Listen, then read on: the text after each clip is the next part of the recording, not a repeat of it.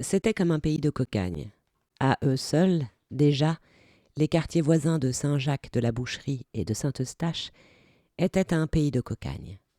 Dans les rues adjacentes de la rue Saint-Denis et de la rue Saint-Martin, les gens vivaient tellement serrés les uns contre les autres, les maisons étaient si étroitement pressées sur 5-6 étages qu'on ne voyait pas le ciel et qu'en bas, au ras du sol, l'air stagnait comme dans des égouts humides et était saturé d'odeurs.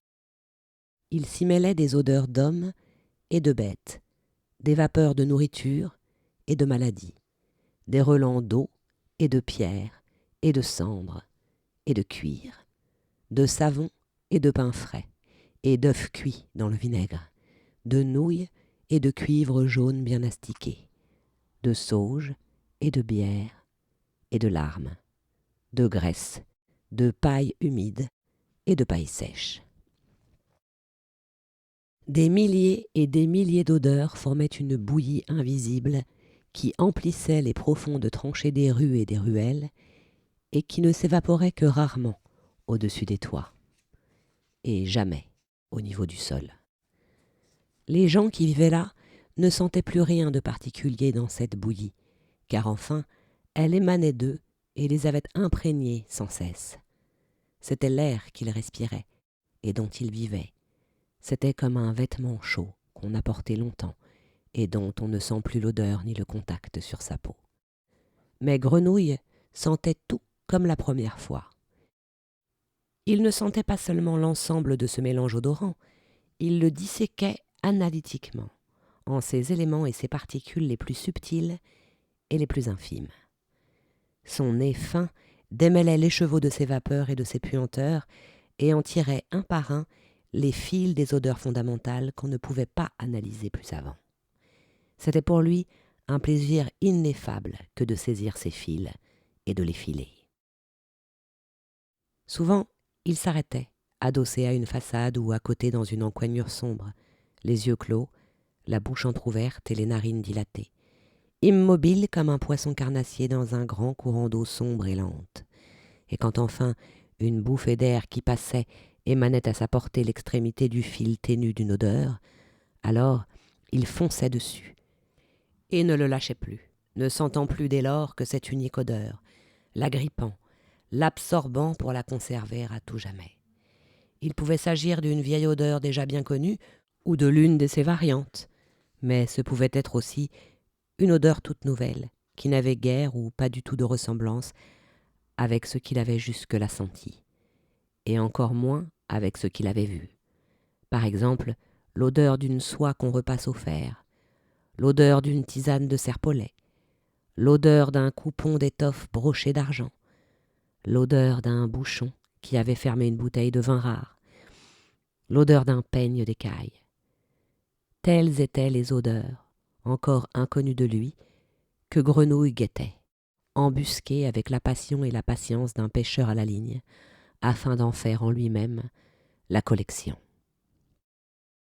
Lorsqu'il s'était imprégné à satiété de cette épaisse bouillie des rues, il gagnait des territoires plus aérés, où les odeurs étaient plus ténues, où elles se mêlaient au vent et s'y épanouissaient, presque comme un parfum.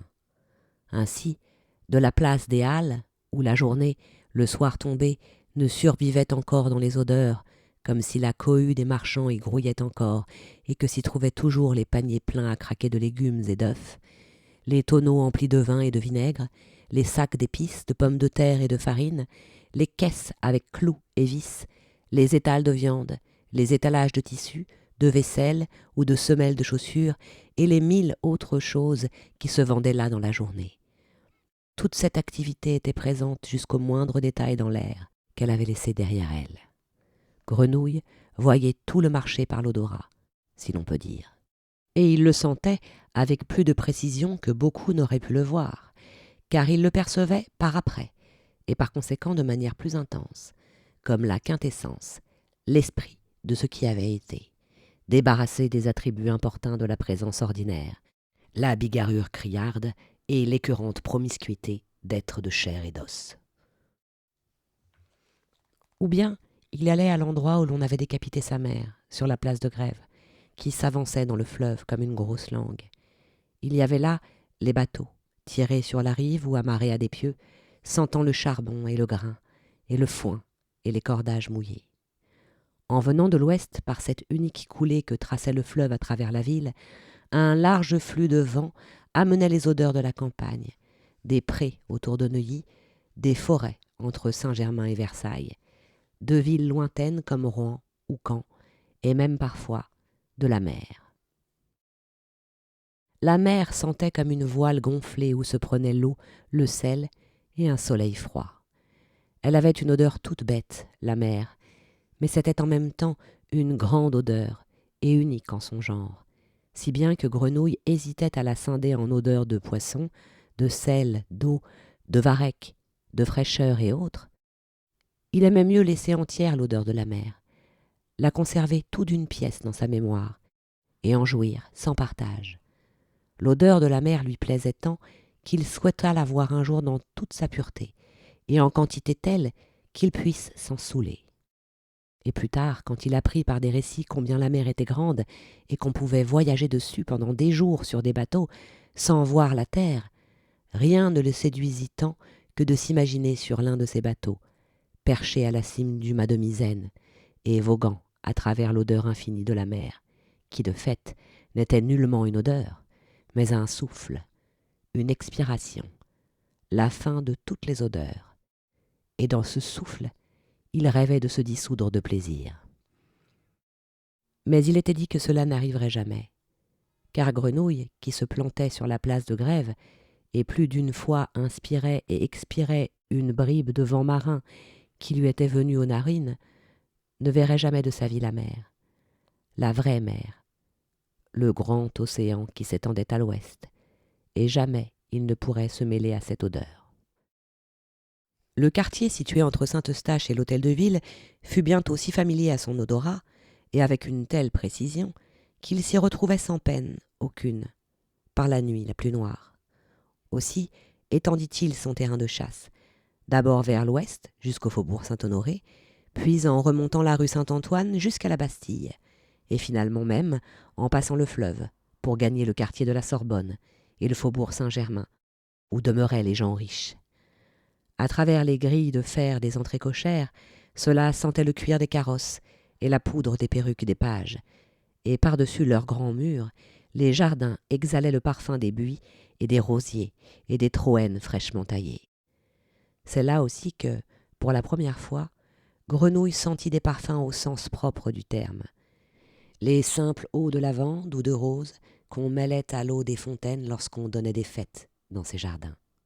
Mais aussi des senteurs plus complexes et plus précieuses, musc mélangé à l'huile de néroli et de tubéreuse, jonquille, jasmin ou cannelle, qui flottaient le soir comme un lourd ruban à la suite des équipages. Il enregistrait ces senteurs comme il enregistrait les odeurs profanes, avec curiosité, mais sans admiration particulière.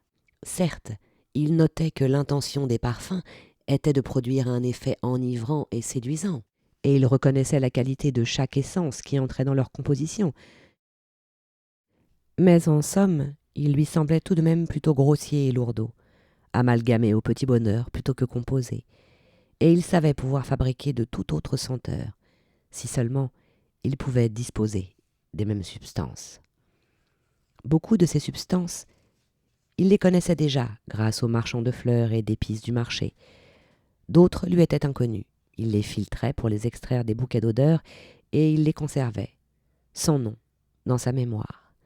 Ambre, civette, patchouli, santal, bergamote, vétiver, apopanax, benjoin, fleur de houblon, castoreum.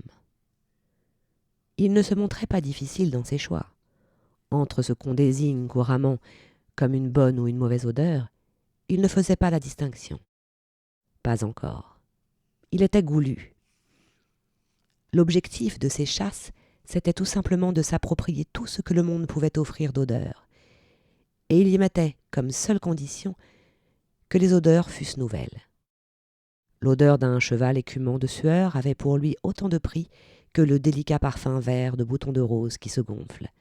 La puanteur âcre d'une punaise ne valait pas moins que les effluves d'un rôti de veau farci, embaumant depuis les cuisines de quelques notables. Tout, il dévorait tout, il absorbait tout. Même dans la cuisine olfactive de son imagination créatrice et synthétisante, où il composait sans cesse de nouvelles combinaisons odorantes, aucun principe esthétique ne prévalait encore. C'étaient des bizarreries qu'il créait pour les démonter aussitôt, comme un enfant qui joue avec des cubes, inventif et destructeur, et apparemment sans principe créateur. Le 1er septembre 1753, anniversaire de l'accession au trône du roi Louis XV, la ville de Paris fit tirer un feu d'artifice depuis le pont Royal. Il ne fut pas aussi spectaculaire que celui qui avait été tiré pour le mariage du roi, ou que le feu d'artifice mémorable qui avait marqué la naissance du dauphin, mais ce fut tout de même un feu d'artifice très impressionnant. On avait monté des soleils sur les mâts des bateaux. Du haut du pont, des taureaux de feu crachaient dans le fleuve une pluie d'étoiles flamboyantes, et tandis que de tous côtés les pétards tonnaient avec un fracas assourdissant et que les diablotins claquaient au ras du pavé, les fusées montaient dans le ciel pour dessiner des lys blancs sur le firmament noir. Une foule, aux dizaines de milliers de têtes, se pressait, tant sur le pont que sur les quais des deux côtés de la Seine, et accompagnait ce spectacle d'exclamations enthousiastes, de « Ah !», de « Oh !», de « Bravo !» et même de « Viva !», quoique le roi fût sur le trône depuis déjà 38 ans et que sa popularité de bien-aimé fût depuis longtemps sur le déclin. Tel est l'effet d'un feu d'artifice. Grenouille se tenait sans rien dire dans l'ombre du pavillon de Flore, sur la rive droite, à la hauteur du pont Royal. Il ne faisait pas mine d'applaudir. Il ne levait pas même les yeux quand montaient les fusées. Il était venu parce qu'il croyait pouvoir flairer quelque chose de nouveau, mais il s'avéra bien vite que, sous le rapport des odeurs, ce feu d'artifice n'avait rien à lui apporter. Cette débauche bigarrée d'éclairs et de cascades, de détonations et de sifflements, ne laissait derrière elle qu'une odeur extrêmement monotone, où se mêlaient le soufre, l'huile et le salpêtre. Il s'apprêtait déjà à tourner le dos à cet ennuyeux spectacle, pour rentrer en suivant les galeries du Louvre, lorsque le vent lui apporta quelque chose de minuscule, d'à peine perceptible, une miette infime, un atome d'odeur, et même moins encore, plutôt le pressentiment d'un parfum, qu'un parfum réel, et pourtant en même temps le pressentiment infaillible de quelque chose qu'il n'avait jamais senti. Il se recula contre le mur, ferma les yeux et dilata ses narines. Le parfum était d'une délicatesse et d'une subtilité tellement exquises qu'il ne pouvait le saisir durablement. Sans cesse, le parfum se dérobait à sa perception, était recouvert par les vapeurs de poudre des pétards, bloqué par les transpirations de cette masse humaine, mis en miettes et réduit à rien par les 1000 autres odeurs de la ville. Mais soudain, il était de nouveau là. Ce n'était qu'une bribe ténue, sensible, durant une brève seconde tout au plus, magnifique avant-goût, qui aussitôt disparaissait à nouveau. Grenouille était à la torture. Pour la première fois, ce n'était pas seulement l'avidité de son caractère qui était blessée, c'était effectivement son cœur qui souffrait. Il avait l'étrange prescience que ce parfum était la clé de l'ordre régissant tous les autres parfums, et qu'on ne comprenait rien au parfum si l'on ne comprenait pas celui-là. Et lui, Grenouille, allait gâcher sa vie s'il ne parvenait pas à le posséder. Il fallait qu'il l'ait, non pour le simple plaisir de posséder, mais pour assurer la tranquillité de son cœur. Il se trouva presque mal à force d'excitation. Il n'arrivait même pas à savoir de quelle direction venait ce parfum. Parfois, il y avait des minutes d'intervalle jusqu'à ce que le vent lui en apportât de nouveau une bribe, et à chaque fois, il était pris d'une angoisse atroce à l'idée qu'il l'avait perdu à jamais. Pour finir, il se consola en se persuadant désespérément que le parfum venait de l'autre rive du fleuve, de quelque part vers le sud-est. Il se détacha du mur du pavillon de Flore, plongea dans la foule humaine et se fraya un chemin sur le pont. Dès qu'il avait fait quelques pas, il s'arrêtait. se haussait sur la pointe des pieds pour renifler par-dessus la tête des gens, commençait par ne rien sentir tant il était nerveux, puis finissait par sentir tout de même quelque chose.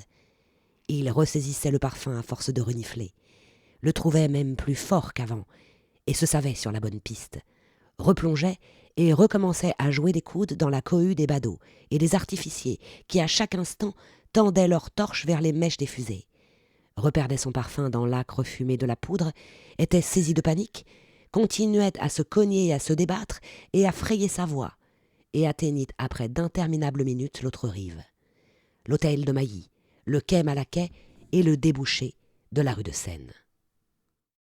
Là, il s'arrêta, reprit ses esprits et flaira. Il l'avait, il le tenait. Comme un ruban, le parfum s'étirait le long de la rue de Seine, net et impossible à confondre, mais toujours aussi délicat et aussi subtil. Grenouille sentit son cœur cogner dans sa poitrine, et il sut que ce n'était pas l'effort d'avoir couru, mais l'excitation et le désarroi que lui causait la présence de ce parfum. Il tenta de se rappeler quelque chose de comparable et ne put que récuser toute comparaison. Ce parfum avait de la fraîcheur, mais pas la fraîcheur des limettes ou des oranges, pas la fraîcheur de la myrrhe ou de la feuille de cannelle, ou de la menthe crépue, ou des bouleaux, ou du camphre, ou des aiguilles de pin, ni celle d'une pluie de mai, d'un vent de gel ou d'une eau de source. Et il avait en même temps de la chaleur, mais pas comme la bergamote, le cyprès ou le musc, pas comme le jasmin ou le narcisse, pas comme le bois de rose et pas comme l'iris. Ce parfum était un mélange des deux, de ce qui passe et de ce qui pèse. Pas un mélange, une unité, et avec ça, modeste et faible, et pourtant robuste et serré, comme un morceau de fine soie chatoyante, et pourtant pas comme de la soie, plutôt comme du lait au miel où fond un biscuit, ce qui pour le coup n'allait pas du tout ensemble, du lait et de la soie. Incompréhensible ce parfum, indescriptible, impossible à classer d'aucune manière. De fait, il n'aurait pas dû exister. Et cependant, il était là, avec un naturel parfait et splendide. Grenouille le suivait, le cœur cognant d'anxiété, car il soupçonnait que ce n'était pas lui qui suivait le parfum, mais que c'était le parfum qui l'avait fait captif et l'attirait à présent vers lui, irrésistiblement. Il remonta la rue de Seine. On n'y voyait personne. Les maisons étaient désertes et silencieuses. Les gens étaient descendus sur les quais, voir le feu d'artifice. On n'était pas dérangé par l'odeur de l'énervement des gens, ni par l'âcre puanteur de la poudre. La rue fleurait les odeurs usuelles d'eau, d'excréments, de rats et d'épluchures. Mais par-dessus cela flottait, délicat et net, le ruban qui guidait Grenouille. Au bout de quelques pas, le peu de lumière nocturne qui tombait du ciel fut englouti par les immeubles, et Grenouille poursuivit sa route dans l'obscurité. Il n'avait pas besoin d'y voir. Le parfum le menait, sûrement. 50 mètres plus loin, il prit à droite par la rue des Marais, une ruelle encore plus sombre, s'il se pouvait, et large à peine d'une brassée. Curieusement, le parfum n'y était pas beaucoup plus fort. Il était seulement plus pur, et de ce fait, du fait de cette pureté toujours plus grande, il exerçait une attirance de plus en plus forte. Grenouille marchait sans volonté propre. À un endroit, le parfum le tira brutalement sur sa droite, apparemment vers le mur d'un immeuble. Un passage bas s'y trouvait, qui menait à l'arrière-cour. Grenouille l'emprunta comme un somnambule, traversa l'arrière-cour, tourna un coin et aboutit dans une seconde arrière-cour plus petite. Et là, enfin, il y avait de la lumière. L'endroit ne mesurait que quelques pas au carré. Il était surplombé par un auvent. Au-dessous, il y avait une bougie collée sur une table. Une jeune fille était assise à cette table et préparait des mirabelles. Elle les puisait dans un panier à sa gauche les équeutait et les dénoyautait au couteau, puis les laissait tomber dans un seau. Elle pouvait avoir 13 ou 14 ans. Grenouille s'immobilisa. Il sut aussitôt quelle était la source du parfum qu'il avait senti à une demi-lieue, depuis l'autre rive du fleuve. Ce n'était pas cette arrière-cour miteuse, ni les Mirabelles. Cette source était la jeune fille. L'espace d'un moment, il fut si désorienté qu'il pensa effectivement n'avoir jamais vu de sa vie quelque chose d'aussi beau que cette jeune fille. Pourtant, il ne voyait que sa silhouette à contre-jour. Ce qu'il voulait dire, naturellement, c'est que jamais il n'avait senti quelque chose d'aussi beau. Mais comme malgré tout il connaissait des odeurs humaines, des milliers et des milliers, des odeurs d'hommes, de femmes, d'enfants, il ne parvenait pas à comprendre qu'un parfum aussi exquis pût émaner d'un être humain. Habituellement, les êtres humains avaient une odeur insignifiante ou détestable. Les enfants sentaient fade, les hommes sentaient l'urine, la sueur aigre et le fromage, et les femmes la graisse rance et le poisson pas frais. Parfaitement inintéressant et répugnante, l'odeur des êtres humains. Et c'est ainsi que, pour la première fois de sa vie, Grenouille n'en croyait pas son nez, et devait requérir l'aide de ses yeux pour croire ce qu'il sentait. À vrai dire, cet égarement des sens ne dura pas longtemps. Il ne lui fallut en fait qu'un instant pour vérifier, et cela fait, s'abandonner plus impétueusement encore aux perceptions de son odorat. Maintenant, il sentait qu'elle était un être humain. Il sentait la sueur de ses aisselles, le gras de ses cheveux, l'odeur de poisson de son sexe, et il les sentait avec délectation.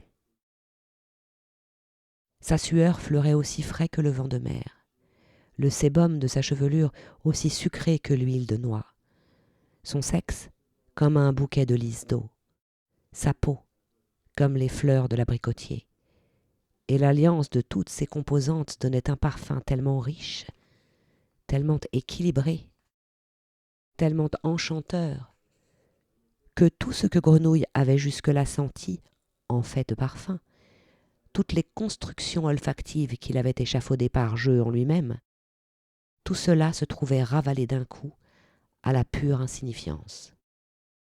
100 000 parfums paraissaient sans valeur comparés à celui-là. Ce parfum unique était le principe supérieur sur le modèle duquel devaient s'ordonner tous les autres.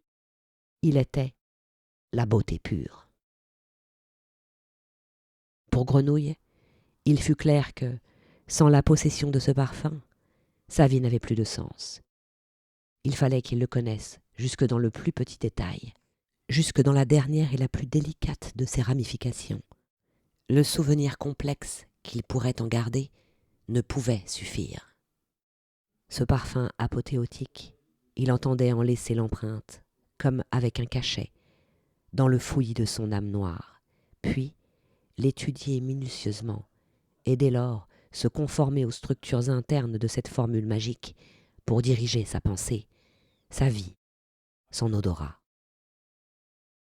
Il s'avança lentement vers la jeune fille, s'approcha encore, pénétra sous l'auvent et s'immobilisa à un pas d'elle. Elle ne l'entendit pas. Elle était rousse et portait une robe grise sans manches. Ses bras étaient très blancs et ses mains jaunies par les mirabelles qu'elle avait entaillées. Grenouille était penchée au-dessus d'elle et aspirait maintenant son parfum sans aucun mélange, tel qu'il montait de sa nuque, de ses cheveux, de l'échancrure de sa robe, et il en absorbait en lui le flot comme une douce brise. Jamais encore il ne s'était senti si bien. La jeune fille, en revanche, commençait à avoir froid. Elle ne voyait pas Grenouille, mais elle éprouvait une angoisse, un étrange frisson, comme on en ressent lorsqu'on est repris d'une peur ancienne dont on s'était défait. Elle avait l'impression qu'il passait derrière son dos un courant d'air froid, comme si quelqu'un avait poussé une porte donnant sur une cave gigantesque et froide.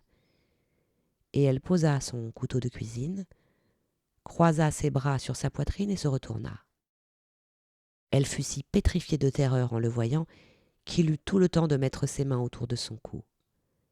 Elle ne tenta pas de crier, ne bougea pas, n'eut pas un mouvement pour se défendre. Lui, de son côté, ne la regardait pas. Ce visage fin, couvert de taches de rousseur, cette bouche rouge, ces grands yeux d'un vert lumineux. Il ne les voyait pas, car il gardait les yeux soigneusement fermés, tandis qu'il l'étranglait, et n'avait d'autre souci que de ne pas perdre la moindre parcelle de son parfum. Quand elle fut morte, il l'étendit sur le sol au milieu des noyaux des mirabelles et lui arracha sa robe. Alors, le flot de parfum devint une marée. Elle le submergea de son effluve. Il fourra son visage sur sa peau et promena ses narines écarquillées de son ventre à sa poitrine et à son cou, sur son visage et dans ses cheveux, revint au ventre, descendit jusqu'au sexe, sur ses cuisses, le long de ses jambes blanches. Il la renifla intégralement de la tête aux orteils. Il collecta les derniers restes de son parfum sur son menton, dans son nombril et dans les plis de ses bras repliés. Lorsqu'il l'eut sentie, au point de la faner, il demeura encore un moment accroupi auprès d'elle pour se ressaisir, car il était plein d'elle à n'en plus pouvoir. Il entendait ne rien renverser de ce parfum. Il fallait d'abord qu'il referme en lui toutes les cloisons étanches. Puis il se leva et souffla la bougie. C'était l'heure où les premiers badauds rentraient chez eux, remontant la rue de Seine en chantant et en lançant des vivats. Grenouille, dans le noir, s'orienta à l'odeur jusqu'à la ruelle, puis jusqu'à la rue des Petits Augustins, qui rejoint le fleuve parallèlement à la rue de Seine. Peu après, on découvrait la morte. Des cris s'élevèrent. On alluma des torches. Le guet arriva. Grenouille était depuis longtemps sur l'autre rive. Cette nuit-là, son réduit lui sembla un palais, et son bas-flanc un lit à baldaquin. Ce qu'était le bonheur, la vie ne lui avait pas appris jusque-là. Tout au plus connaissait-il de très rares états de morne contentement. Mais à présent, il tremblait de bonheur, et ne pouvait dormir tant était grande sa félicité.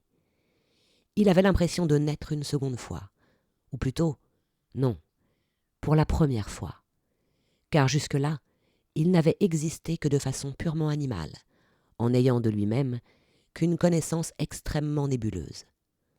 À dater de ce jour, en revanche, il lui semblait savoir enfin qui il était vraiment. En l'occurrence, rien de moins qu'un génie, et que sa vie avait un sens et un but, et une fin, et une mission transcendante. Celle, en l'occurrence, de révolutionner l'univers des odeurs. Pas moins.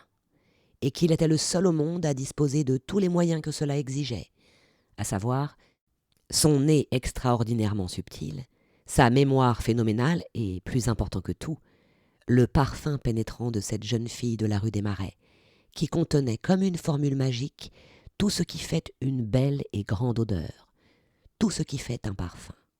Délicatesse, puissance, durée, diversité et une beauté irrésistible, effrayante. Il avait trouvé la boussole de sa vie à venir, et comme tous les scélérats de génie à qui un événement extérieur trace une voie droite dans le chaos de leur âme, Grenouille ne dévia plus de l'axe qu'il croyait avoir trouvé à son destin. Il comprenait maintenant clairement pourquoi il s'était cramponné à la vie avec autant d'obstination et d'acharnement. Il fallait qu'il soit un créateur de parfums, et pas n'importe lequel, le plus grand parfumeur de tous les temps. Dès cette nuit, il inspecta, d'abord à l'état de veille et puis en rêve, l'immense champ de ruines de son souvenir. Il examina les millions et les millions de fragments odorants qui y gisaient et les classa selon un ordre systématique. Les bons avec les bons, les mauvais avec les mauvais, les raffinés avec les raffinés, les grossiers avec les grossiers, la puanteur avec la puanteur et l'ambroisie avec l'ambroisie. Au cours de la semaine suivante, cet ordre devint de plus en plus subtil, le catalogue des odeurs de plus en plus riche et de plus en plus nuancé. la hiérarchie de plus en plus nette. Et bientôt, il put déjà se mettre à édifier de façon raisonnée les premières constructions olfactives. Maisons, murailles, escaliers, tours, caves, chambres, appartements secrets. Une citadelle intérieure des plus magnifiques compositions d'odeurs, dont chaque jour voyait l'extension, l'embellissement et la consolidation de plus en plus parfaite. Qu'à l'origine de cette splendeur, il y ait eu un meurtre, il n'est pas sûr qu'il en ait été conscient, et cela lui était parfaitement indifférent. L'image de la jeune fille de la rue des Marais, son visage, son corps, il était déjà incapable de s'en souvenir. Car enfin, il avait conservé d'elle et s'était approprié ce qu'elle avait de mieux, le principe de son parfum. À cette époque, il y avait à Paris une bonne douzaine de parfumeurs. 6 d'entre eux étaient établis sur la rive droite, 6 sur la rive gauche, et un exactement au milieu, à savoir sur le pont au change, entre la rive droite et l'île de la Cité. Ce pont était alors tellement garni, sur ses 2 côtés, par des maisons à 4 étages, qu'en le traversant, on n'apercevait nulle part le fleuve, et qu'on se croyait dans une rue tout à fait normale, bâtie sur la terre ferme, et de surcroît extrêmement élégante. De fait, le pont au change était considéré comme l'une des adresses commerciales les plus riches de la ville. C'est là qu'étaient établis les orfèvres, les ébénistes, les meilleurs perruquiers et maroquiniers, les meilleurs faiseurs de lingerie fine et de bas, les encadreurs, les bottiers de luxe, les brodeurs d'épaulettes, les fondeurs de boutons d'or et les banquiers. C'est là aussi qu'était située la maison, à la fois magasin et domicile, du parfumeur et gantier Giuseppe Baldini. Au-dessus de sa vitrine était tendu un baldaquin somptueux, laqué de verre, flanqué des armoiries de Baldini tout en or. Un flacon d'or d'où jaillissait un bouquet de fleurs d'or, et devant la porte était disposé un tapis rouge qui portait également les armoiries de Baldini, brodées en or. Quand on poussait la porte, retentissait un carillon perçant, et 2 hérons d'argent se mettaient à cracher de l'eau de violette dans une coupe dorée qui rappelait encore la forme des armoiries de Baldini. Derrière le comptoir en buis clair se tenait alors Baldini lui-même, vieux et raide comme une statue, en perruque poudrée d'argent et habit bleu à passements d'or. Un nuage de frangipane, eau de toilette dont il s'aspergeait tous les matins, l'enveloppait de manière presque visible, situant son personnage dans des lointains brumeux. Dans son immobilité, il avait l'air d'être son propre inventaire. Ce n'est que quand retentissait le carillon et que les hérons crachaient, ce qui n'arrivait pas trop souvent, qu'il reprenait soudain vie. Sa silhouette s'affaissait, rapetissait et s'agitait, jaillissait avec force courbette de derrière le comptoir, et avec une telle précipitation que le nuage de frangipane avait peine à suivre, et priait le client de bien vouloir s'asseoir, afin qu'on lui présente les parfums et les cosmétiques les plus exquis. Et Baldini en avait des milliers. Son assortiment allait des essences absolues, huiles florales, teintures, extraits, décoctions, baumes, résines et autres drogues sous forme sèche, liquides ou cireuses, en passant par toutes sortes de pommades, pâtes, poudres, savons, crèmes, sachets, bandolines, brillantines, fixatifs pour moustaches, gouttes contre les verrues et petits emplâtres de beauté, jusqu'aux eaux de bain, aux lotions, au sel volatile et au vinaigre de toilette, et enfin à un nombre infini de parfums proprement dits. Pourtant, Baldini ne s'en tenait pas à ses produits de cosmétiques classiques. Son ambition était de réunir dans sa boutique tout ce qui sentait d'une façon ou d'une autre, ou bien avait quelque rapport avec l'odorat.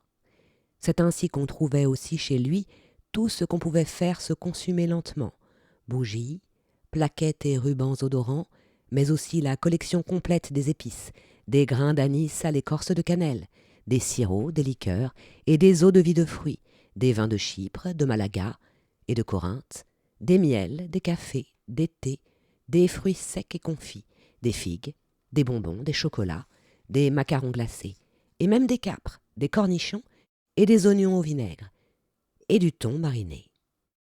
Et puis aussi de la cire à cacheter odorante, des papiers à lettres parfumés, de l'encre d'amour à l'huile de rose, des écritoires en maroquin, des porte-plumes en bois de santal blanc, des petites boîtes et des coffrets en bois de cèdre, des pots pourris et des coupes pour mettre des pétales de fleurs, des porte-encens de cuivre jaune, des coupelles et des flacons de cristal avec des bouchons taillés dans de l'ambre, des gants parfumés, des mouchoirs, des coussinets de couture bourrés de fleurs de muscadier et des tentures imprégnées de musc, à parfumer des chambres pendant plus de 100 ans.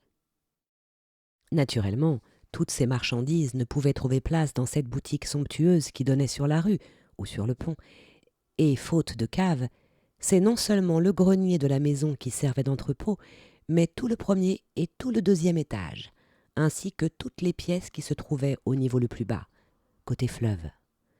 La conséquence de tout cela, c'est qu'il régnait dans la maison Baldini un indescriptible chaos d'odeurs. Si raffinée que fût la qualité de chaque produit, car Baldini ne se fournissait qu'en première qualité, leur polyphonie olfactive était intolérable, comme un orchestre de 1000 exécutants, dont chacun aurait joué fortissimo une mélodie différente. Baldini et ses employés n'étaient plus sensibles à ce chaos, tels de vieux chefs d'orchestre, dont on sait bien qu'ils sont tous durs d'oreille, et même son épouse, qui habitait au 3e étage et défendait celui-ci avec acharnement contre une nouvelle extension de l'entrepôt, n'était plus guère incommodée par toutes ces odeurs. Il en allait autrement du client qui pénétrait pour la première fois dans la boutique de Baldini. Il encaissait de plein fouet l'impact de ce mélange d'odeurs et, selon son tempérament, s'en trouvait exalté ou abruti. Et dans tous les cas, le désarroi de ses sens était tel que souvent il ne savait plus du tout pourquoi il était entré. Les garçons de course en oubliaient leur commission. Des messieurs à l'air rogue en avaient le cœur tout soulevé, et plus d'une dame était prise d'un malaise, à moitié d'hystérie et à moitié de claustrophobie, perdait connaissance et ne retrouvait ses esprits qu'en respirant les sels les plus puissants, à base d'huile d'œillet, d'ammoniac et d'esprit de camphre. Dans de telles conditions, il n'était donc pas fort surprenant que le carillon perçant, à la porte de la boutique de Giuseppe Baldini, retentit de plus en plus rarement et que les hérons d'argent ne crachassent plus qu'exceptionnellement. De derrière ce comptoir, où il était planté comme une statue depuis des heures à regarder fixement la porte, Baldini cria « Chénier, mettez votre perruque !» Apparut alors, entre les tonneaux d'huile d'olive et les jambons de Bayonne, qui pendaient du plafond, l'ouvrier de Baldini. Chénier, un homme un peu plus jeune que son patron, mais déjà vieux, qui s'avança jusqu'à la partie la plus chic de la boutique. Il tira sa perruque de la poche de sa veste et s'en coiffa le crâne. « Vous sortez, monsieur ?»« Non, » dit Baldini. « Je vais me retirer quelques heures dans mon laboratoire, et je veux n'être dérangé sous aucun prétexte. Ah, je comprends, vous allez créer un nouveau parfum. C'est cela, pour parfumer un Marocain pour le comte de Véramont. Il exige quelque chose de complètement nouveau. Il exige quelque chose comme je crois que ça s'appelait Amor et Psyché. Ce qu'il voulait. Et il paraîtrait que c'est de cet incapable de la rue Saint-André-des-Arts, de ce... Pélissier ? Oui, Pélissier, c'est ça. C'est ainsi que s'appelle cet incapable. Amor et Psyché de Pélissier. Vous connaissez ça ? Ouais, si. On sent ça partout, maintenant, à tous les coins de rue. Mais, si vous voulez mon avis, rien d'extraordinaire. Rien, en tout cas, qui puisse se comparer à ce que vous allez composer, monsieur. Non, naturellement. Cela a une odeur extrêmement banale, cet Amor et Psyché. Une odeur vulgaire ? Tout à fait vulgaire, comme tout ce que fait Pélissier. Je crois qu'il y a dedans de l'huile de limette. Pas possible. Et quoi encore ? peut-être de l'essence de fleurs d'oranger, et peut-être de la teinture de romarin, mais je ne saurais le dire avec certitude. D'ailleurs, ça m'est complètement égal. Évidemment, je me fiche complètement de ce que cet incapable de Pélissier a bien pu gâcher dans son parfum. Je ne m'en inspirerai même pas. Et vous aurez bien raison, monsieur. Comme vous le savez, je ne m'inspire jamais de personne. Comme vous le savez, mes parfums sont le fruit de mon travail. Je le sais, monsieur. Ce sont des enfants que je porte et que je mets au monde tout seul. Je sais, et je songe à créer pour le comte de Véramont quelque chose qui fera véritablement fureur. J'en suis convaincu, monsieur. Vous vous chargez de la boutique ? J'ai besoin d'être tranquille. Faites en sorte que j'aie la paix, Chénier. Il dit, et sans plus rien d'imposant désormais, courbé comme il seyait à son âge, et même avec une allure de chien battu, il s'éloigna en traînant les pieds et gravit lentement l'escalier qui menait au premier étage, où se trouvait son laboratoire. Chénier prit derrière le comptoir la place et exactement la même pose que son maître, le regard rivé sur la porte. Il savait ce qui allait se passer au cours des prochaines heures. Dans la boutique, rien. Et dans le laboratoire, là-haut, la catastrophe habituelle. Baldini allait ôter son habit bleu imprégné de frangipane, s'asseoir à son bureau et attendre l'inspiration. L'inspiration ne viendrait pas. Sur quoi Baldini se précipiterait sur l'armoire contenant des centaines de flacons d'échantillons et fabriquerait un mélange au petit bonheur. Ce mélange serait raté. Baldini proférerait des jurons, ouvrirait lentement la fenêtre et jetterait le mélange dans le fleuve. Il ferait un autre essai, qui serait tout aussi raté. Et cette fois, il crierait, tempêterait, et dans la pièce déjà pleine de parfums, à vous faire tourner la tête, il aurait une crise de larmes. Il redescendrait vers 7 heures dans un état lamentable, tremblant et pleurant, et dirait « Chénier, je n'ai plus de nez. Je suis incapable de donner le jour à ce parfum.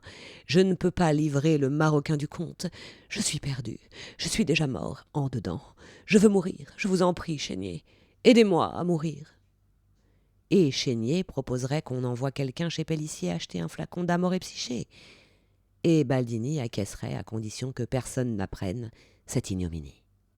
Chénier jurerait ses grands dieux, et la nuit, en cachette, il imprégnerait le maroquin du comte de Véramont avec le parfum du concurrent. Voilà ce qui allait se passer, ni plus ni moins, et Chénier aurait seulement souhaité que toute cette comédie soit déjà finie.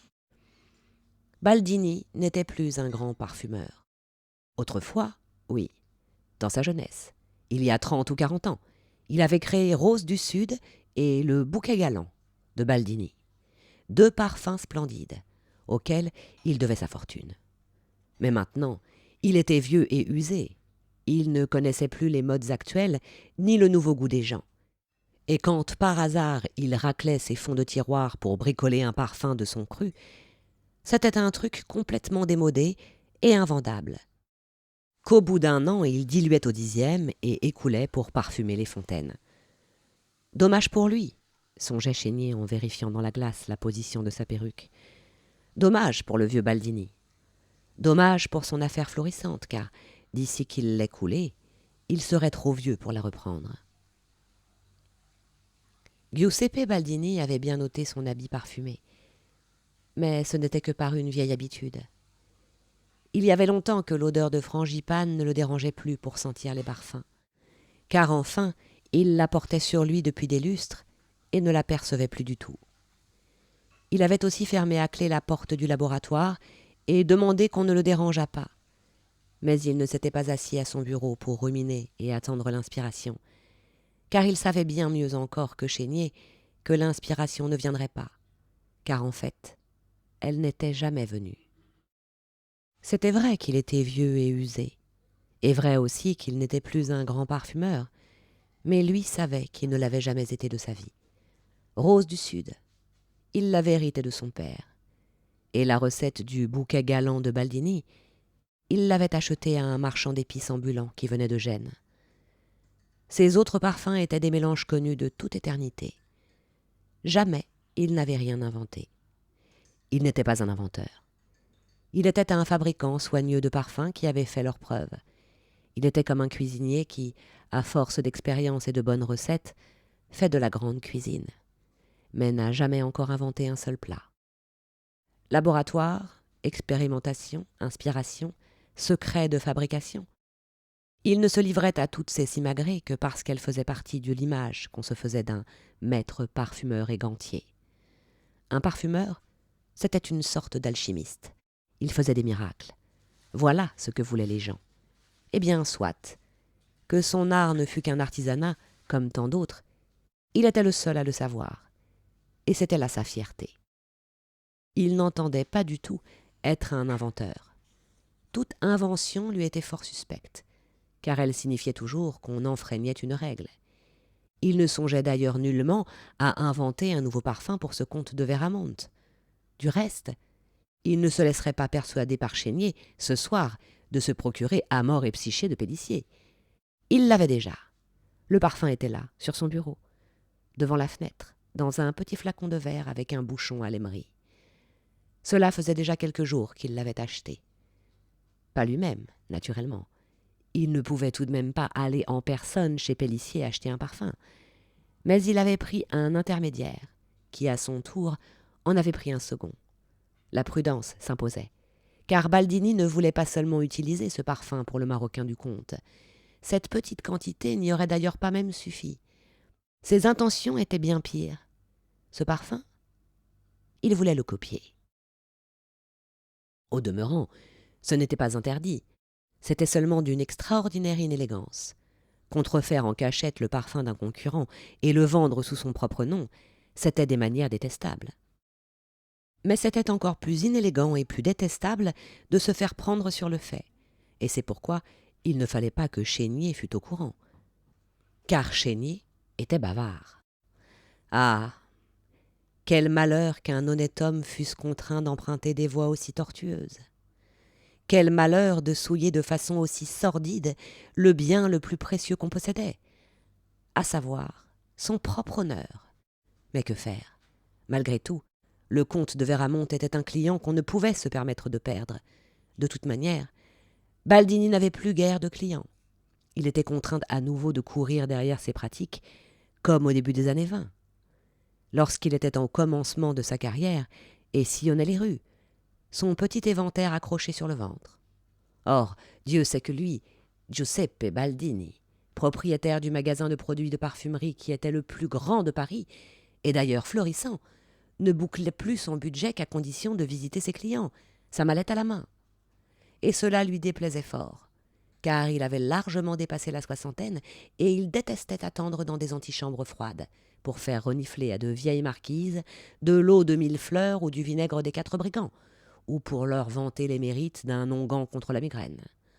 Au reste, il régnait dans ces antichambres une concurrence parfaitement écœurante.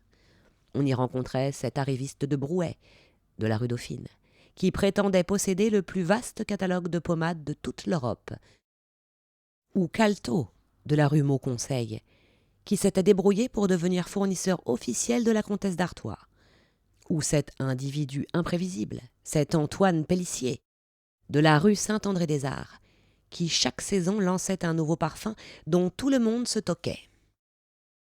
Un parfum de Pélissier pouvait aussi bouleverser tout le marché. Si, une année, la mode était à l'eau de Hongrie, et que Baldini s'était par conséquent approvisionné en lavande, bergamote et romarin de manière à couvrir ses besoins, voilà que Pélissier sortait Air de musc, un parfum musqué extrêmement lourd. Il fallait tout d'un coup que tout le monde dégage cette odeur bestiale. Et il ne restait plus à Baldini qu'à faire passer son romarin en lotion capillaire, et qu'à coudre sa lavande dans des petits sachets à mettre dans les armoires. Si au contraire, l'année suivante, il avait commandé en grande quantité du musc, de la civette et du castoreum, il prenait à Pélissier la fantaisie de créer un parfum baptisé « Fleur des bois », qui, sans tarder, était un succès. Et si, pour finir, Baldini, après avoir tâtonné pendant des nuits ou en graissant chèrement quelques pâtes, réussissait à savoir de quoi Fleur des bois était fait, voilà que Pélissier abattait une nouvelle carte qui s'appelait Nuit turque ou Senteur de Lisbonne ou Bouquet de la cour ou Dieu sait quoi encore. Cet animal était en tout cas, avec sa créativité débridée, un danger pour toute la profession. On aurait souhaité retrouver la rigidité des anciennes lois corporatives. On aurait souhaité que soient prises les mesures les plus draconiennes contre cet empêcheur de danser en rond, contre ce fauteur d'inflation parfumière. Il fallait lui retirer sa patente et lui coller une bonne interdiction d'exercer. Et pour commencer, ce type aurait dû faire un apprentissage. Car il n'avait pas sa maîtrise de parfumeur et gantier, ce Pélissier. Son père était vinaigrier, et Pélissier fils était vinaigrier, purement et simplement. Et c'est uniquement parce qu'en tant que vinaigrier, il avait le droit de faire dans les spiritueux qu'il avait pu s'introduire subrepticement sur les terres des véritables parfumeurs et y faire tous ses dégâts, cet animal puant. Du reste, depuis quand avait-on besoin d'un nouveau parfum chaque saison? Est-ce que c'était nécessaire? Le public autrefois était aussi très satisfait avec de l'eau de violette et quelques bouquets simples à base de fleurs, qu'on modifiait très légèrement peut-être tous les 10 ans. Pendant des millénaires, les hommes s'étaient contentés d'encens et de myrrhe, de quelques baumes et huiles, et d'aromates séchés. Et même quand ils eurent appris à distiller dans des cornues et des alambics, à se servir de la vapeur d'eau pour arracher aux plantes, aux fleurs et aux bois leur principe odorant sous forme d'huiles éthériques, à extraire ce principe avec des pressoirs de chêne à partir des graines et des noyaux et des écorces des fruits, ou bien à le soustraire aux pétales des fleurs avec des graisses soigneusement filtrées, le nom des parfums était encore demeuré modeste. En ces temps-là, un personnage comme Pélissier n'eût pas été du tout possible, car alors, rien que pour produire une simple pommade, il fallait des capacités dont ce gâcheur de vinaigre n'avait pas la moindre idée. Il fallait non seulement savoir distiller, il fallait être expert en onguents et apothicaire, alchimiste et préparateur, commerçant, humaniste et jardinier tout à la fois. Il fallait être capable de distinguer entre la graisse de rognon d'agneau et la barde de veau, entre une violette Victoria et une violette de Parme. Il fallait savoir à fond le latin. Il fallait savoir quand se récolte l'héliotrope et quand fleurit le pélargonium, et que les fleurs du jasmin perdent leur arôme avec le lever du soleil. Autant de choses dont ce Pélissier n'avait aucune idée, cela va sans dire. Vraisemblablement, il n'avait jamais quitté Paris, ni vu de sa vie du jasmin en fleurs, sans parler du fait qu'il n'avait pas le moindre soupçon du travail de géant que cela exigeait, pour faire sourdre de 100 000 fleurs de jasmin une pincée de concrète ou quelques gouttes d'essence absolue. Il ne connaissait vraisemblablement que cette dernière, ne connaissait le jasmin que comme un concentré liquide et brunâtre, contenu dans un petit flacon et rangé dans son coffre-fort à côté des nombreux autres flacons qui lui servaient à combiner ses parfums à la mode. Non, un personnage comme ce jeune fat de Pélissier, au bon vieux temps de la Belle Ouvrage, n'aurait même pas pu mettre un pied devant l'autre.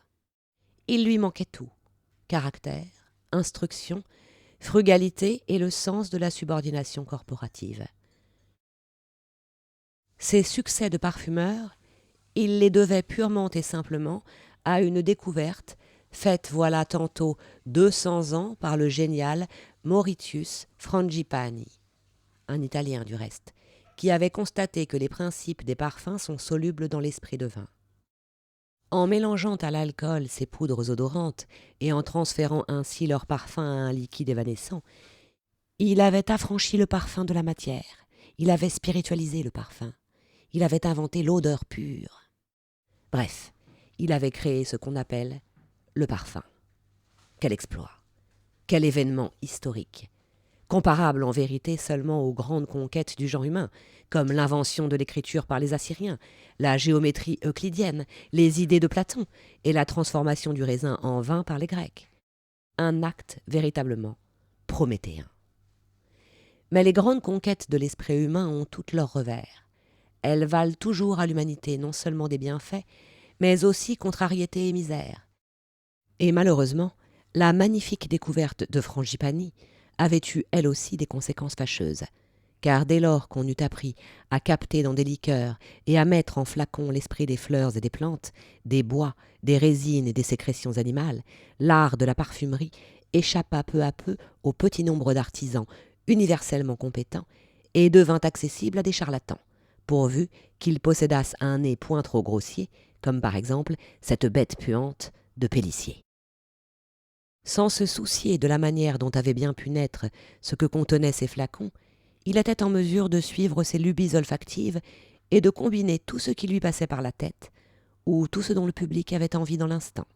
Bien sûr, ce bâtard de Pélissier, avec ses 35 ans, était déjà à la tête d'une fortune plus grande que celle que lui, Baldini, avait fini par ramasser au bout de 3 générations et par un labeur obstiné. Et la fortune de Pélissier s'accroissait de jour en jour, tandis que Baldini voyait de jour en jour la sienne qui se rétrécissait. Une chose pareille eût été impensable autrefois. Qu'un respectable artisan, un commerçant bien établi, ait à se battre pour assurer sa simple existence, on ne voyait ça que depuis quelques dizaines d'années. Depuis que partout et dans tous les domaines s'était répandue cette manie fébrile d'innover, cet activisme sans retenue, cette rage d'expérimenter, cette folie des grandeurs, dans le négoce, dans les échanges et dans les sciences, ou encore cette folie de la vitesse, qu'avait-on à faire de toutes ces routes nouvelles, qu'on piochait de toutes parts, et de ces nouveaux ponts? Pourquoi faire? À quoi cela vous avançait de pouvoir gagner Lyon en une semaine? Qui est-ce qui y tenait? Qui y trouvait son compte? Ou bien de traverser l'Atlantique, de filer en un mois jusqu'à l'Amérique, comme si, pendant des millénaires, on ne s'était pas fort bien passé de ce continent.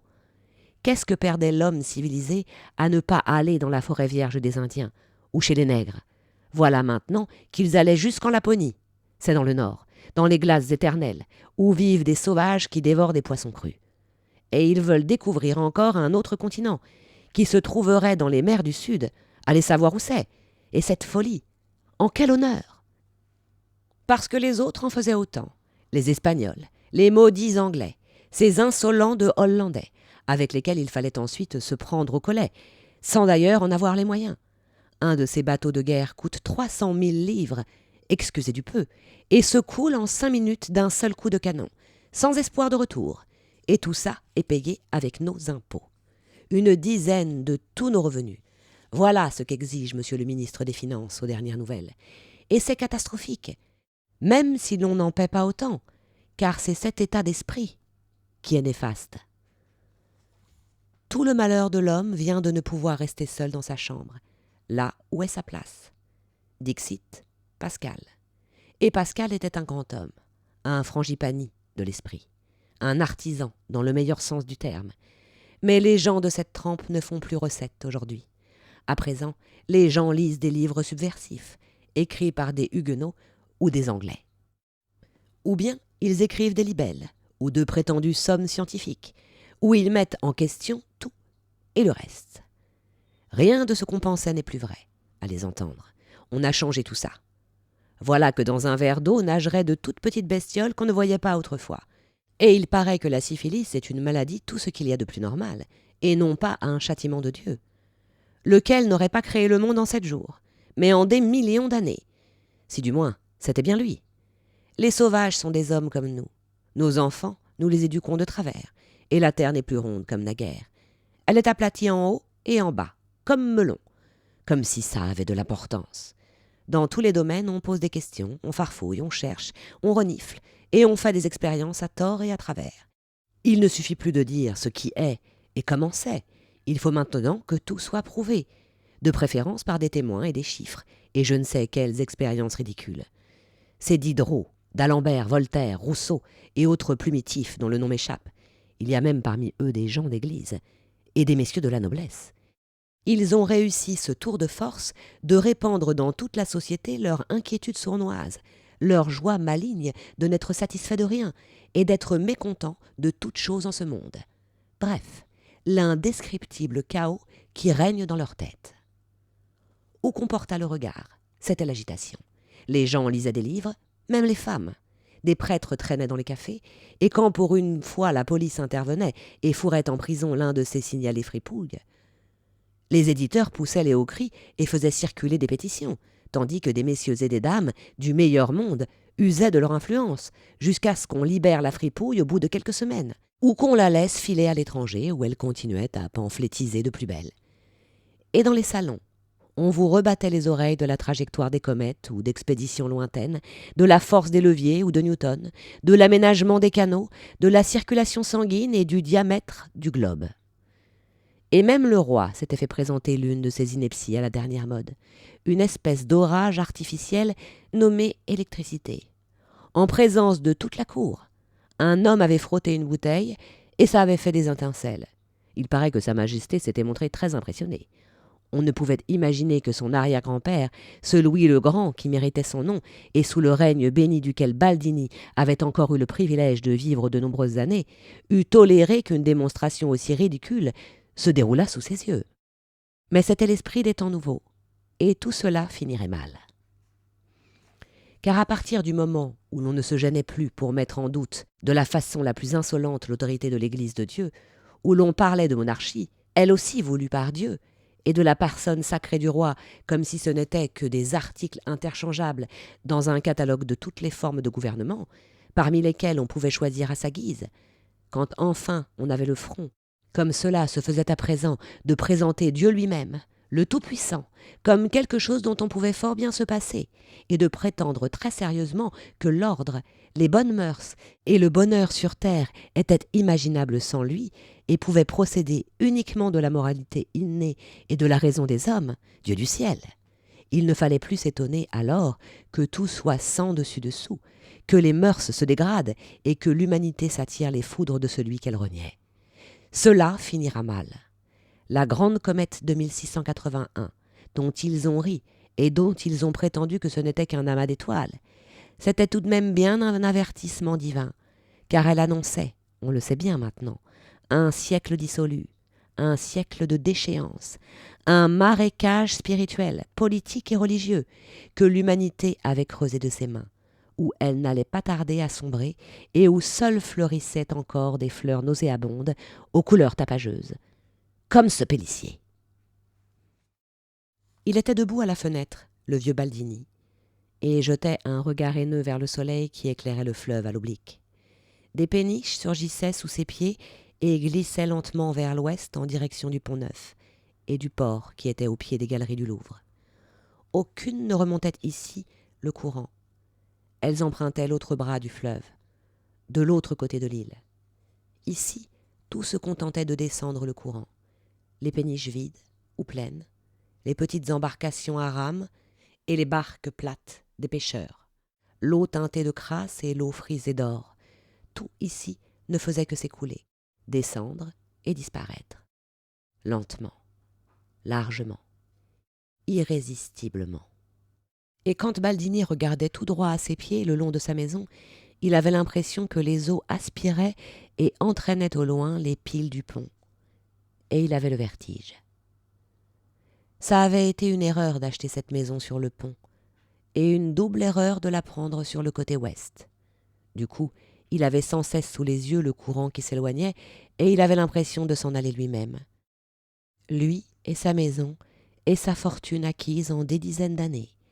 Lui et elle partaient au fil de l'eau, et il était trop vieux et trop faible pour s'arc-bouter encore contre ce puissant courant.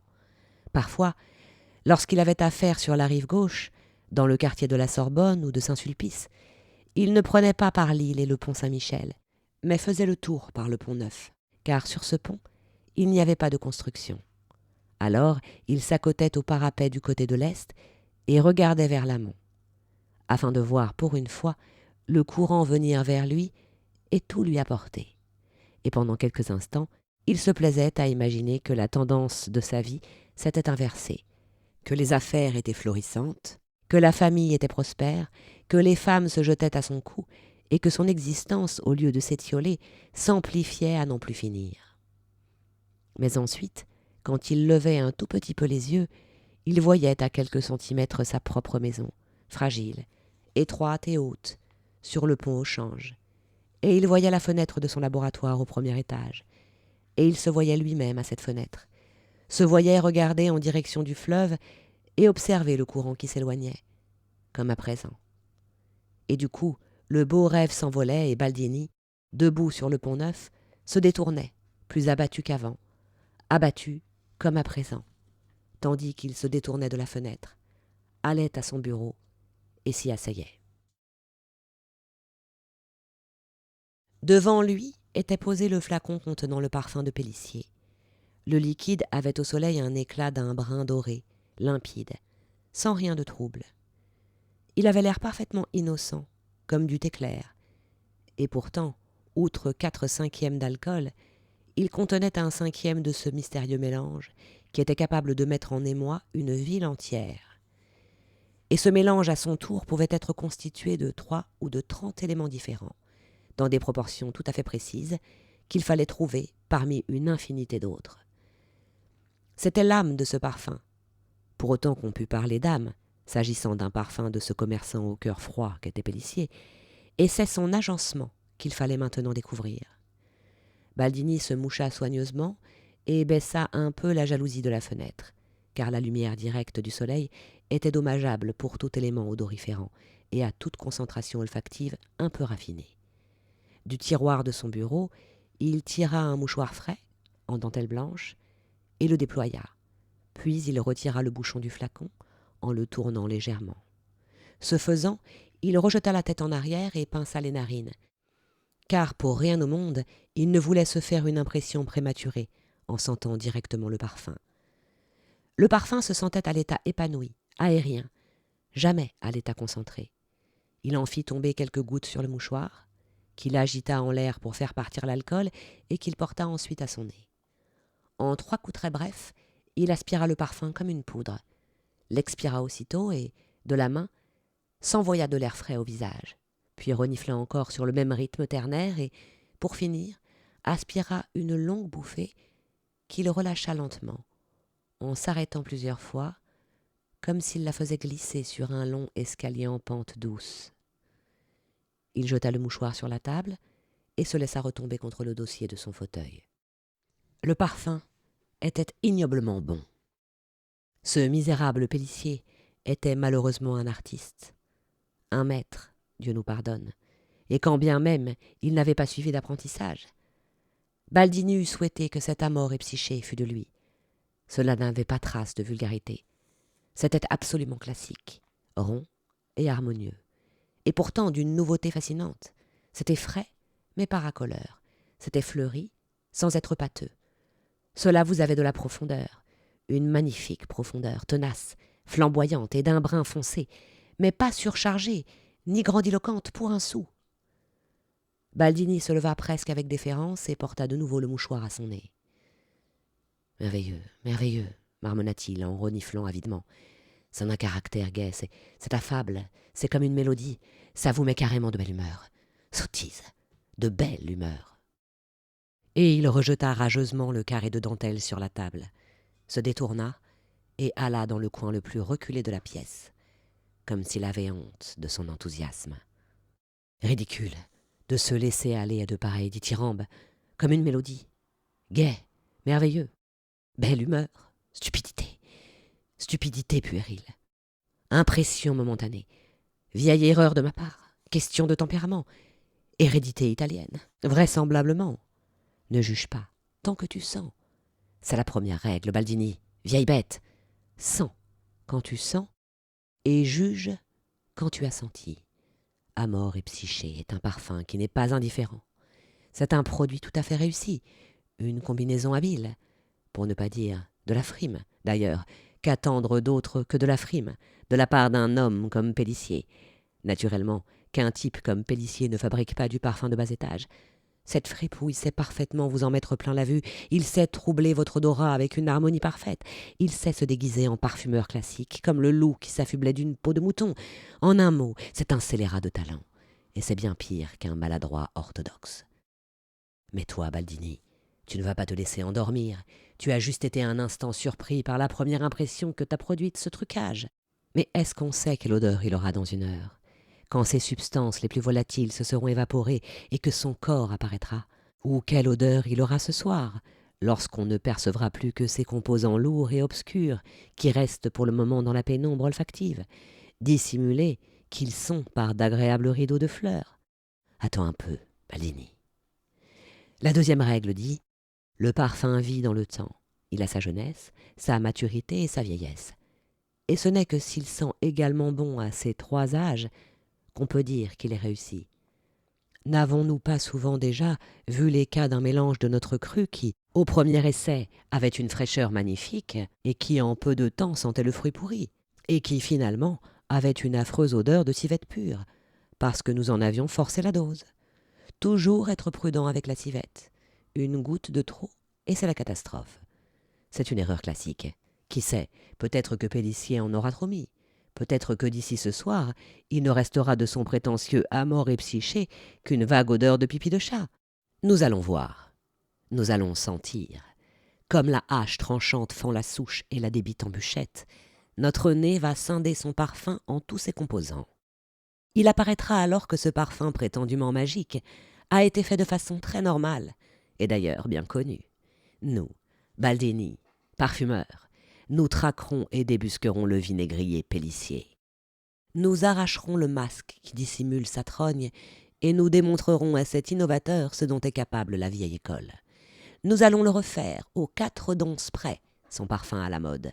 Entre nos mains, il va naître une seconde fois, si parfaitement copié que le plus fin limier ne saura le distinguer du sien. Non, nous n'en resterons pas là. Nous l'améliorerons encore. Nous mettrons le doigt sur ses erreurs. Nous les éliminerons et nous lui collerons tout ça sous le nez en lui disant « Tu n'es qu'un gars de sauce, Pélissier. Un petit péteux, voilà ce que tu es. Un petit arriviste de la parfumerie, rien d'autre. » Au travail maintenant, Baldini. Il s'agit d'affûter ton nez et de t'en servir sans faire de sentiment, de décortiquer ce parfum selon les règles de l'art. D'ici ce soir, il faut que tu sois en possession de la formule. Et il se rua de nouveau vers son bureau, prit du papier, de l'encre et un mouchoir propre, disposa tout soigneusement et commença son travail d'analyse. Cela consistait à se passer rapidement sous le nez le mouchoir imprégné de parfum frais et à tenter de capter au passage l'un ou l'autre des éléments de ce nuage odorant, sans se laisser trop distraire par le mélange complexe de toutes ces parties, pour ensuite, tenant le mouchoir à bout de bras loin de lui, noter promptement le nom de l'élément qu'il venait de détecter, et derechef se passer le mouchoir sous le nez afin de saisir au vol le fragment suivant, et ainsi de suite. Il travailla 2 heures durant, sans s'interrompre, et de plus en plus fébriles étaient ses gestes, de plus en plus désordonnés les gribouillis de sa plume sur le papier, de plus en plus fortes les doses de parfum qu'il versait du flacon sur son mouchoir et se mettait sous le nez. C'est à peine s'il sentait encore quelque chose. Il était depuis longtemps anesthésié par les substances éthériques qu'il inhalait. Il n'était même plus capable de reconnaître ce qu'au début de l'opération il avait cru analyser sans doute possible. Il sut que cela n'avait pas de sens de continuer à sentir. Il ne trouverait jamais de quoi était composé ce parfum à la mode. Il n'y arriverait plus aujourd'hui, mais il n'y parviendrait pas davantage demain, quand son nez se serait, avec l'aide de Dieu, remis de cette épreuve. Jamais il n'avait pu apprendre à analyser ainsi. C'était une activité qui lui faisait horreur, de décortiquer un parfum, de découper un tout, plus ou moins bien lié, en de simples fragments. Cela ne l'intéressait pas. Il n'avait plus envie de continuer. Mais machinalement, sa main persistait à refaire, comme des milliers de fois, le geste gracieux consistant à humecter le mouchoir de dentelle, à l'agiter, puis à le faire volter devant son visage. Et machinalement, à chacun de ces passages, Baldini absorbait goulûment une dose d'air imprégné de parfum, qu'il rejetait ensuite en la retenant comme il convenait, jusqu'à ce qu'enfin son nez lui-même mit un terme à cette torture, en enflant intérieurement de façon allergique, et en se fermant de lui-même comme un bouchon de cire. À présent, il ne sentait plus rien. Il pouvait à peine respirer. Le nez était bouché comme par un gros rhume, et de petites larmes s'amassaient au coin de ses yeux. Dieu soit loué. Il pouvait désormais s'arrêter en toute bonne conscience. Il avait fait son devoir, du mieux qu'il avait pu, dans toutes les règles de l'art, et comme souvent déjà, il avait échoué. Ultra posse nemo obligatur. Le travail était terminé. Demain matin, il enverrait quelqu'un chez Pélissier, acheter une grande bouteille d'Amor et Psyché, et il en parfumerait le maroquin du comte de Veramont, suivant la commande qui lui avait été faite. Et ensuite, il prendrait sa petite mallette avec ses échantillons démodés de savonnettes, de sambons, de pommades et de sachets de senteurs, et il ferait sa tournée des salons, chez des duchesses séniles. Et un jour, la dernière duchesse sénile serait morte, et du même coup, sa dernière cliente. et lui-même serait alors un vieillard et vendrait sa maison, à Pélissier ou à l'un quelconque de ses commerçants aux dents longues, et peut-être qu'il en tirerait encore quelques milliers de livres. Et il ferait 1 ou 2 valises et, avec sa vieille femme, si elle n'était pas morte d'ici là, il partirait pour l'Italie. Et s'il survivait au voyage, il s'achèterait une petite maison à la campagne, dans les environs de Messine, là où c'était peu cher. Et c'est là qu'il mourrait, Giuseppe Baldini, ci-devant, grand parfumeur parisien, dans la misère la plus noire, s'il plaisait à Dieu. Et c'était bien ainsi. Il reboucha le flacon, reposa sa plume et s'épongea une dernière fois le front avec le mouchoir imprégné de parfum. Il sentit le froid de l'alcool qui s'évaporait, mais plus rien d'autre. Le soleil se couchait. Baldini se leva. Il ouvrit la jalousie et son corps fut baigné de la tête aux genoux dans la lumière du couchant, et rougeoyant d'un coup comme une torche à peine éteinte.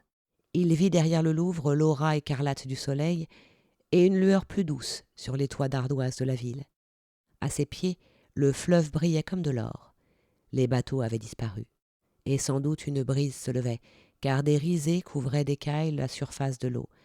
Elle étincelait ici et là, de plus en plus près, comme si une main gigantesque avait déversé dans l'eau des millions de louis d'or. Et le courant parut un moment s'être inversé. Il coulait vers Baldini, comme un flot scintillant d'or pur.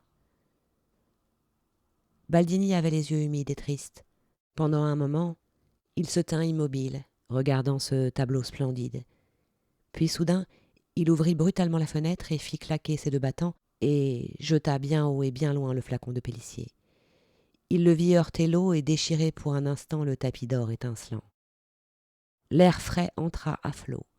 Baldini respira largement et nota que son nez était moins congestionné. Puis il ferma la fenêtre. Presque au même instant, la nuit tomba, tout d'un coup. Le tableau doré de la ville et du fleuve se figea en une silhouette d'un gris de cendre. La pièce était brusquement devenue sombre. Baldini avait repris la même posture qu'avant et regardait fixement par la fenêtre.